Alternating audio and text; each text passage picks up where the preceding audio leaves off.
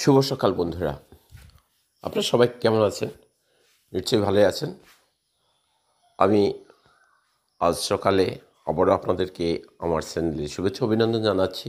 যোগেশ্বরনাথ বন্ধুরা, আজ ঠিক এক সপ্তাহ পর আবার হাজির হয়েছে আপনাদের সম্মুখে নতুন একটি আপডেট নিয়ে। তো বন্ধুরা, আপনারা একটি বিষয় নিয়ে হতাশ, আপনারা নয় আমিও হতাশ। কারণ আমরা আশার বাণী শুনতে শুনতে এখন ক্লান্ত হয়ে পড়েছি যে আমাদের কোনো দাবি দেওয়া পূরণ হবে কি না।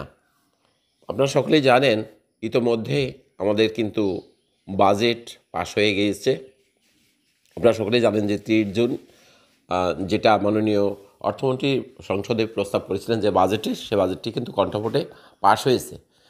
এবং আপনারা সকলে অবগত আছেন, আমাদের মাধ্যমিক উচ্চশিক্ষা খাতে এবার যে বাজেট, এটা পূর্বের তুলনায় বৃদ্ধি করা হয়েছে। তাই এখন আপনাদের মনে, সকলের মনের প্রশ্ন যে আমাদের শিক্ষামন্ত্রী যে বারবার বিভিন্ন জায়গায় বলেছেন যে আমাদের সুযোগ সুবিধা বৃদ্ধি করা হবে, অর্থাৎ বেসরকারি শিক্ষকদের যে বৈষম্যগুলো নিরসন করা হবে, এটা আদৌ হবে কি না, এটা নিয়ে আপনাদের সকলের মনে প্রশ্ন জাগছে। প্রশ্ন জাগাটাই স্বাভাবিক। তো এই বিষয়টা আমি আপনাদেরকে একটু ধারণা দিচ্ছি, যেটা থেকে আপনারা বুঝতেই পারবেন আদৌ কি আমাদের যে আর্থিক বৈষম্যগুলো, এগুলা কিন্তু কি আমাদের দূর হচ্ছে কি না। প্রথম কথা হলো, আমাদের শিক্ষামন্ত্রী যে কথাটি বলেছেন বারবার যে আমার বেসরকারি শিক্ষকদের বৈষম্যগুলো দূর করা হবে এবং সরকারি বিষয়ে কাজ করছে। তো সেই কারণেই কিন্তু এবার অর্থ বরাদ্দ কিন্তু বেশি রাখা হয়েছে। এখন আপনারা সকলেই জানেন যে যখন বাজেট পাস হয়, পাস হলেই কিন্তু সব কিছু হয়ে যায় না। এখানে অনেক প্রসেসিংয়ের ব্যাপার থাকে। যেমন মাননীয় শিক্ষামন্ত্রী এটা প্রথমে উনি বাজেটটি হয়তো সরকারের কাছে চেয়েছে, যে কারণে এটা হয়তো বা এইভাবে বৃদ্ধি হয়েছে। এটাই প্রথম কথা। এখন এটা আমাদের মাধ্যমিক উচ্চশিক্ষা অধিদপ্তর এর ডিজি মহোদয় কিছুদিন আগে বলেছিলেন যে আমাদের শিক্ষকদের বাড়ি ভাড়া এবং উৎসব ভাতা, এটার একটা হিসাব করা হয়েছে এবং হিসাবটি শীঘ্রই কিন্তু শিক্ষা মন্ত্রণালয়ে জমা দেওয়া হবে। তো এটা কিন্তু অবশ্যই শিক্ষা মন্ত্রণালয়ে জমা দেওয়া হবে এবং শিক্ষা মন্ত্রণালয় এটা তাদের যে চাহিদাটা, এটা কিন্তু অর্থ মন্ত্রণালয় পাঠাবে, প্রেরণ করবে। এবং মাননীয় শিক্ষামন্ত্রী যেটা বলেছেন যে আমাদের যতটুকু টাকা প্রয়োজন আছে, আর্থিক যা বরাদ্দ করা হয়েছে এর মধ্যে হবে কিনা, আর যদি এটাকে সংযোজন করার প্রয়োজন হয়, তো আমি বলবো মাননীয় শিক্ষামন্ত্রীকে আপনি কিন্তু সংযোজন করবেন, বিয়োজন না, এটা কিন্তু সংযোজন করবেন।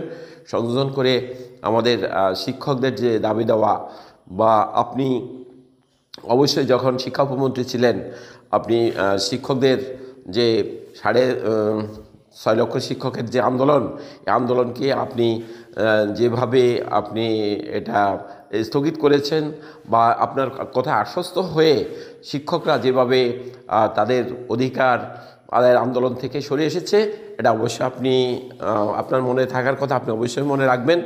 এবং আমরা এই এখন বাজেট হয়ে গেছে, আমরা আপনার কাছে এটা আশা করব আপনি আগামী এই 10 কার্য দিবসের মধ্যে, কিংবা মানে যত তাড়াতাড়ি সম্ভব আপনি এটা অর্থ মন্ত্রণালয়ে আপনি চাহিদা দিবেন এবং আপনার বৈষম্য দূরীকরণের জন্য যা যা করণীয় এটা আপনি করবেন।